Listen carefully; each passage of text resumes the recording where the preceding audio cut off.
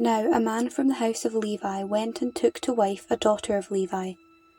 The woman conceived, and bore a son, and when she saw that he was a goodly child, she hid him 3 months. And when she could hide him no longer, she took for him a basket made of bulrushes, and daubed it with bitumen and pitch. And she put the child in it, and placed it among the reeds at the river's bank. And his sister stood at a distance to know what would be done to him. Now the daughter of Pharaoh came down to bathe at the river, and her maidens walked beside the river. She saw the basket among the reeds, and sent her maid to fetch it. When she opened it, she saw the child, and lo, the babe was crying. She took pity on him, and said, "This is one of the Hebrews' children." Then his sister said to Pharaoh's daughter, "Shall I go and call you a nurse from the Hebrew women to nurse the child for you?" And Pharaoh's daughter said to her, "Go." So the girl went and called the child's mother. And Pharaoh's daughter said to her, "Take this child away and nurse him for me, and I will give you your wages." So the woman took the child and nursed him. And the child grew, and she brought him to Pharaoh's daughter, and he became her son. And she named him Moses, for she said, "Because I drew him out of the water."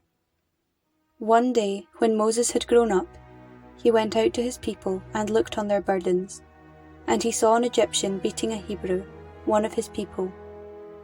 He looked this way and that, and seeing no one, he killed the Egyptian and hid him in the sand.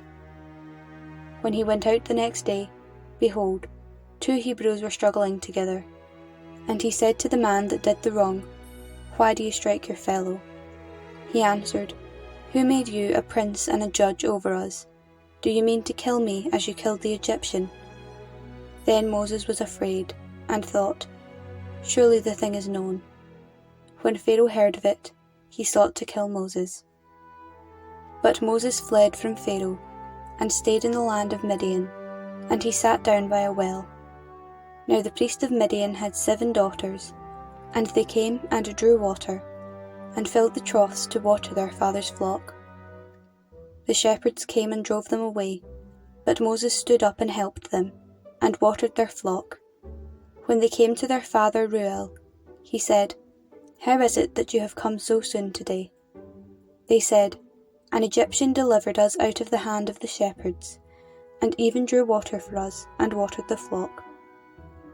He said to his daughters, "And where is he? Where have you left the man? Call him, that he may eat bread." And Moses was content to dwell with the man, and he gave Moses his daughter Zipporah. She bore a son, and he called his name Gershom, for he said, "I have been a sojourner in a foreign land." In the course of those many days the king of Egypt died, and the people of Israel groaned under their bondage, and cried out for help, and their cry under bondage came up to God. And God heard their groaning. And God remembered his covenant with Abraham, with Isaac, and with Jacob. And God saw the people of Israel, and God knew their condition.